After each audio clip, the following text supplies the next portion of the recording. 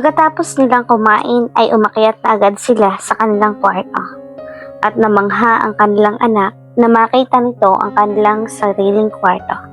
"Anak, ito yung kwarto mo," sabi ni Gab. "Wow, Papa, ang ganda-ganda naman po. Sa akin po ba talaga ito?" Manghang tanong ng anak. "Oo, sayong-sayo to, anak. Pero tatabihan ka muna namin. Matulog, anak. Magpapalit lang kami ng damit ng mama mo." "Sige po, Papa." Saka pumasok na si Camila at si Gab sa kwarto nila. "Camila, dito ang kwarto nating dalawa. Dito natin bubuuin ang second baby natin," nakangiting sabi ni Gab. "Hindi magandang biro yan, Gab," saway nito. "Hindi ako nagbibiro, totoo. Ayusin natin ang pamilya natin." "Totoo ba yan?" "Oo, totoo." Seryosong sagot nito sa bayakap. "Paano si Jennifer?" "Maghahanap ako ng timing," saad nito. "Pero magtatrabaho pa rin ako, Gab.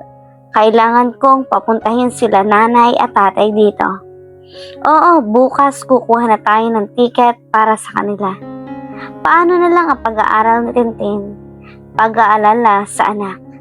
"Mag-aaral pa rin siya at ipapasok natin siya sa isang private school." Biglang tumunog ang cellphone ni Gab at agad namang tiningnan kung sino ang tumatawag. "Si Papa, sandali lang, Camila." "O Papa, napatawag ka." "Kumusta na yung problema sa kumpanya? Naayos mo na ba?" "Malapit na po, Papa. Hinahanapan ko lang po ng paraan." "Mabuti. Nagtanong ako sa sekretarya mo. Palagi ka raw umaalis. Saan ka ba nagpupunta? At hindi mo sineseryoso ang trabaho mo bilang CEO?" Galit na tanong ng ama nito. "May importante lang akong inaayos, Papa." "Siguraduhin mo yan, anak." "Kumusta kayo ni Jennifer?" "Maayos naman po." "Anak, wag mo kaming ipapahiya ng mama mo, ha? Alam mo namang very close kami ng magulang niyan." Hindi nakasagot agad si Gab. Papa, tawag na lang po ako sa inyo bukas, ha?" "Sige, pasensya ka na, Camila, ha? Narinig ko ang pag-uusap niyo ng papa mo. Gagawa ako ng paraan para maniwala ka, basta gagawin ko." Natatakot naman si Camila na baka umalis na naman si Gab at iwanan na naman sila ng anak niya. "Sige, Gab, naniniwala ako sa'yo." Saka hinalikan ni Gab si Camila at kanya naman itong tinugon. Narinig nila ang pagkatok ni Tintin sa kanilang pinto. "Mama, pwede niyo po ba akong samahang matulog?" "Hindi po ako makatulog. Natatakot po ako, Mama." Pakiusap nito. "Oo naman, anak."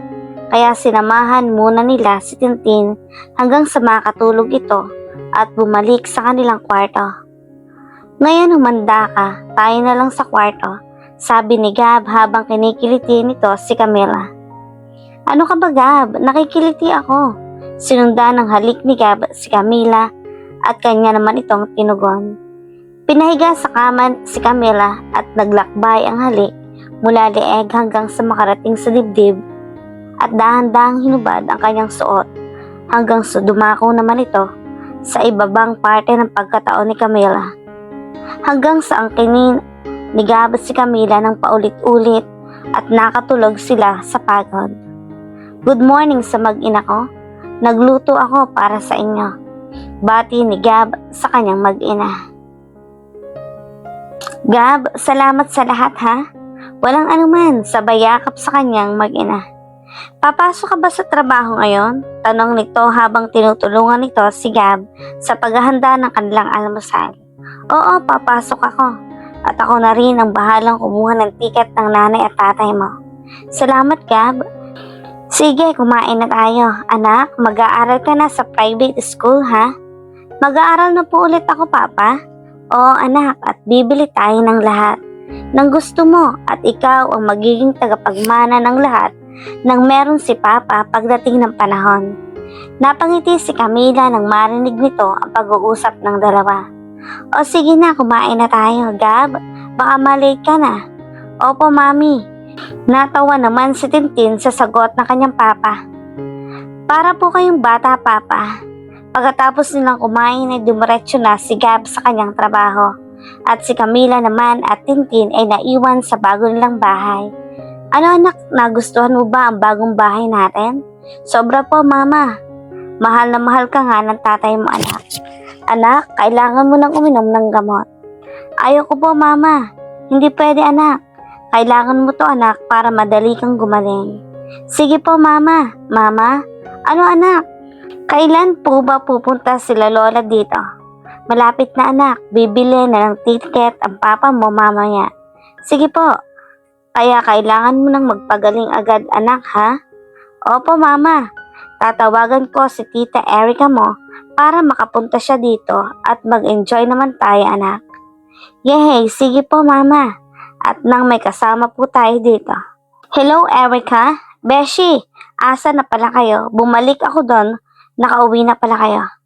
Tama, hindi ko nasabi sa'yo. Sige, text na lang kita sa bagong address namin.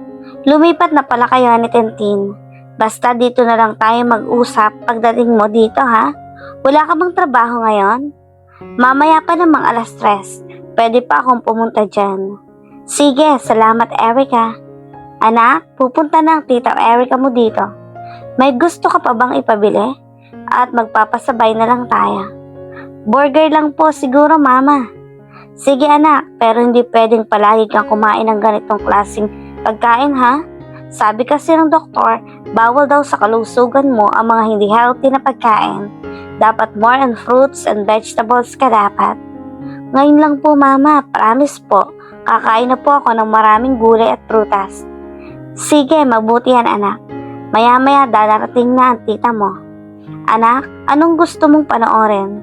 Gusto ko po ng cartoons, mama.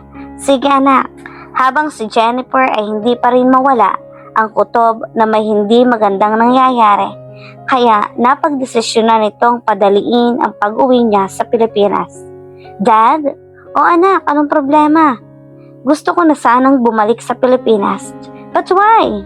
May hindi ba may gandang nangyari sa inyo ni Gab? No pa. Namimiss ko lang po talaga si Gab. 1 more week to go na lang anak. Matatapos ka na. After that, pwede ka nang umuwi. Sige papa, tatapusin ko na lang po ito lahat.